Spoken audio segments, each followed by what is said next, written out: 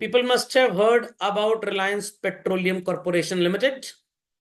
Years ago इन्होंने कृष्णा गोदावरी नदी में एक जगह ली जहां पे ऑयल एक्सप्लोरेशन हुआ, जहां पे बहुत ऑयल रिजर्व्स पाए जाते हैं। That is KG6 basin. Just give me a minutes time, तो मैं आपको इसका एक पिक्चर भी दिखा दूं। तो this is called as geographical indication. Map में आपको, और सॉरी स्टैम्प पे बहुत अच्छा नजर आ रहा होगा, जहां पे ये विंड मिल्स लगी होती हैं, ये महाराष्ट्र साइड कोस्टल एरिया में आपको बहुत नजर आएगी। तो इस पर्टिकुलर जगह पे पता लगा कोई पान वाला पान की दुकान लगा लिया, कोई शॉपिंग मॉल, कोई साथ में मूवी थिएटर खोल लिया, अलाउड नहीं है। दाएं बाएं की काफी जगह इसी कंपनी को दी गई है। जहां पे आप देखते होंगे गांव वगैरह में बहुत लंबे लंबे टावर्स होते हैं जिसमें से हैवी ड्यूटी इलेक्ट्रिकल वायर्स जाते हैं, वो सब उनके नाम पे रजिस्टर भी हो जाती हैं। This is the perfect example of geographical indications. समझ में आ गया? समझ में आ गया। अब देखिए यहाँ पे ऊपर लिखा हुआ है बच्चों एक चीज, रॉयल्टी फ्री इमेजेस। व्हाट मतलब? इस इमेज को देखना, डाउनलोड करना कानूनी गुनाह नहीं है। अगर ऐसा हो तो मेरे ऊपर ही केस हो जाए सबसे पहले। तो these are called as oil exploration sites. समझ में आ गया कैसे इनको इंस्टॉल किया जाता है? इसके ऊपर यूट्यूब वीडियोस हैं, आप देख लीजिएगा बहुत कायदे से। समझ में आ गई भाई बात? पक्का? चलिए, तो these are called as geographical indications. So it's a legal destination that identifies the product as originating from a specific region or location, having certain qualities or characteristics or reputation that are unique to that place. अब पूरे कृष्णा गोदावरी नदी में थोड़ा oil exploration मिल जाएगा। एक particular site ढूंढी गई, डिग किया गया 30-40 किलोमीटर नीचे, पता लगा वहां पे कच्चा तेल है, तो वहां से हम एक्सट्रैक्ट करते हैं इसको। सो अगर आपने इस जगह को अपने नाम पे रजिस्टर करा लिया तो ये ऑथेंटिकेट होता है कि आपका है। कंज्यूमर्स को पता लगता है कि भाई ये प्रोडक्ट यहां से आया है, तो इसलिए इसमें कोई भी मिलावट या कोई खराब चीज नहीं है। तो it is actually the name और sign used on certain products which corresponds to a geographic origin of the product. एक आपको एग्जांपल देता हूं। अगर किसी प्रोडक्ट पे मेड इन चाइना लिखा है, ठीक है, तो हो सकता है आप इसे एक बार ना खरीदें। चाइना वालों ने इससे बचने के लिए कॉन्सेप्ट लगाया कि भाई हमारे गुड्स की बेइज्जती हो रही है, लोग खरीद ही नहीं रहे हैं, तो do not write made in China. What to write? Made in PRC। ये क्या पता है? People's Republic of China. जैसे रिपब्लिक ऑफ इंडिया है वैसे ही। तो PRC जब तक लोगों को पता लगेगा तब तक तो ये अपने वारे न्यारे कर चुके होंगे बिजनेस करके, तो काफी दिन तक सामान ऐसे भी बिका। ओके, तो कहीं पे लिखा है एप्पल के आईफोन पे manufactured in China, designed in California, तो आप समझ गए कि ये प्रोडक्ट अच्छा है, ये खराब नहीं होगा। Okay, so the relationship between object and place become so well known कि वहां पे कोई भी इंसान अगर कोई भी चीज खरीद रहा है या वहां से आ रही है, तो लोग सोचेंगे कि ये खराब नहीं है, इसकी क्वालिटी बहुत अच्छी है। खजूर खाया आपने? खजूर खाया? अंग्रेजी में क्या बोलते हैं? डेट्स। वर्ल्ड में सबसे ज्यादा प्रोडक्शन डेट्स का कहां पे होता है पता है आपको? ना, अल एन, यूनाइटेड अरब एमिरेट्स जो है, ये 7 कंट्रीज से मिलके बना है। इसमें एक अल खैमन करके जगह है, एक इसमें अबू धाबी है, एक इसमें दुबई है, एक शारजा है, अल एन है, और एक और है। अभी मैं कल ही एक यूट्यूब वीडियो के ऊपर देख रहा था। 1.47 लाख ट्रीज हैं, और यहाँ पे आज भी वो हड़प्पन सिविलाइजेशन में जैसे पानी का रोटेशन होता था, इरिगेशन होता था, आज भी उसी को यूज करते हैं ताकि एम्प्लॉयमेंट बना रहे। और वहां से ही इतना प्रोडक्शन है, इतना प्रोडक्शन है, 6 लाख बिलियन डॉलर्स वगैरह कुछ था, इतना ज्यादा इनका प्रोडक्शन है। तो अगर किसी खजूर के पैकेट में लिखा है मेड इन दुबई या प्रोडक्ट ऑफ शारजा, तो आपके मन में उसकी जो पॉजिटिविटी है, जो रेपुटेशन है, बहुत ज्यादा होगी।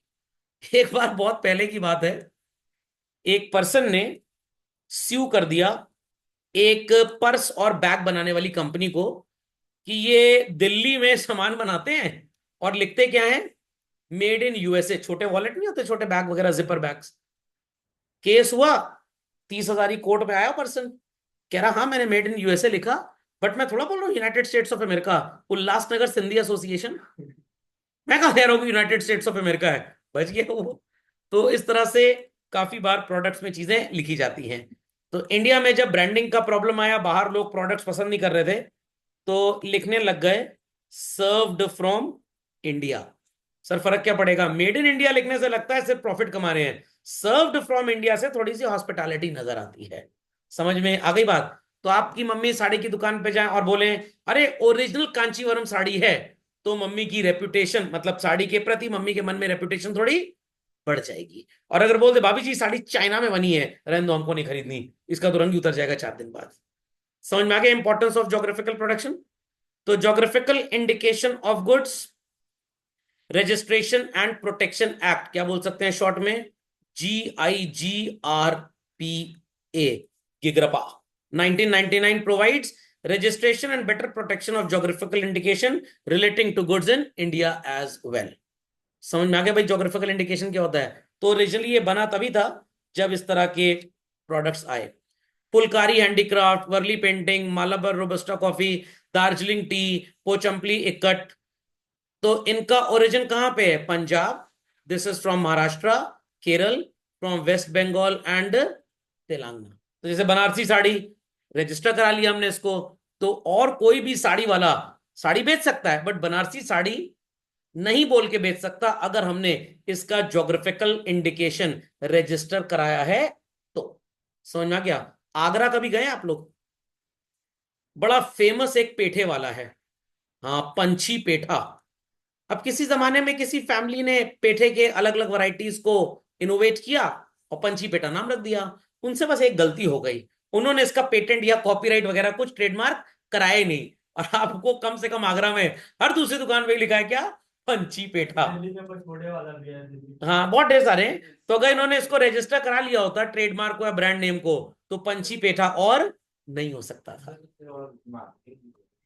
मार्केटिंग हो गई, बट ओरिजिनली जो प्रॉफिट कमाता था वो तो नहीं कमा पा रहा ना।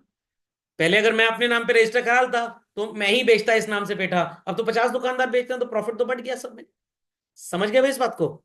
चलिए, so geographical origin refers to specific place where product और आइटम ओरिजिनेट्स फ्रॉम।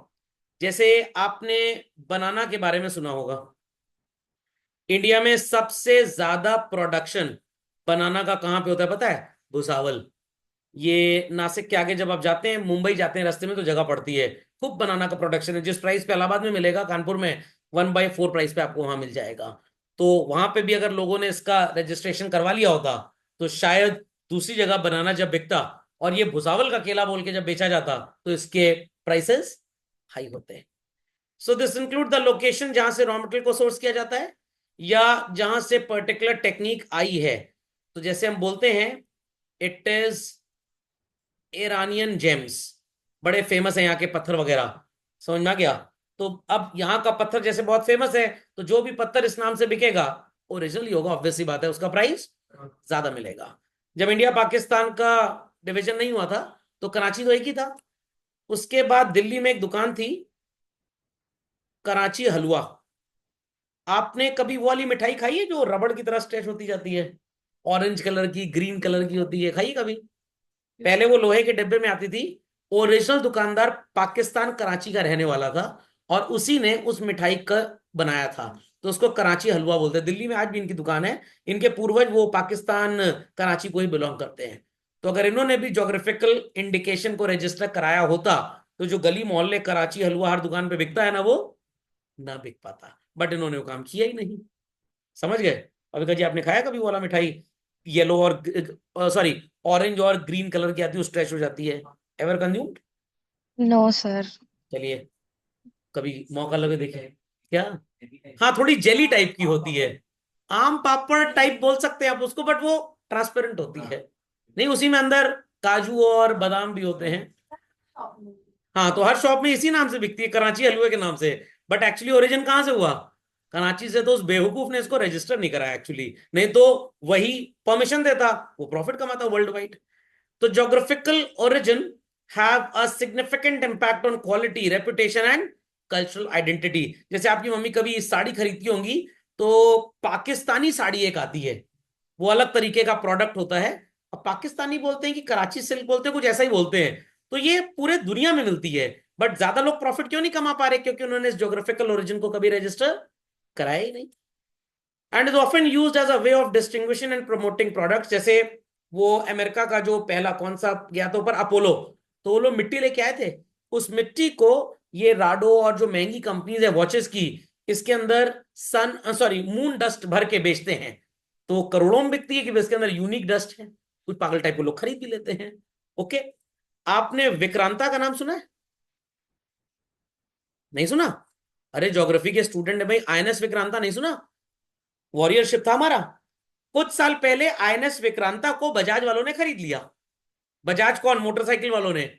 और बजाज विक्टर नाम की, नहीं टीवीएस विक्टर नहीं, बजाज की एक बाइक आती थी वी के नाम से, और मेरे को नाम नहीं याद है, विक्टर तो टीवीएस की थी। और वो जो विक्रांता शिप इन्होंने खरीदा, उसका जो लोगो है बाइक के ऊपर, वो उसी शिप के लोहे से बना है। तो आपको बाइक चलाते समय ऐसा कुछ महसूस करवाने की कोशिश की जा रही है कि आप उस शिप को, उस रेप्यूटेशन को कैरी करते हो। और कुछ उस शिप का जो लोहा था वो मेल्ट करके और लोहे में मिलाया गया, और साथ में उस लोहे से उस बाइक को मैन्युफैक्चर किया गया। और जो लोगो वी का उस बाइक में लगा हुआ है वो एग्जैक्टली उसी शिप का कटआउट्स है, उसी लोहे से उसको डिजाइन किया गया। ओके। अब बजाज वाले चतुर निकल गए, इन्होंने पहले इस नाम को रजिस्टर करा लिया कि भाई you get the feel of a warrior and all that करके, वो बड़े भयंकर एडवर्टाइजमेंट्स थे। तो आप आईएनएस विक्रांता के साथ हैं, इसलिए उनको प्रॉफिट्स ज्यादा मिले। समझ में आ गई भैया बात? पक्का? चलिए, तो ज्योग्राफिकल इंडिकेशन इज अंडरस्टूड।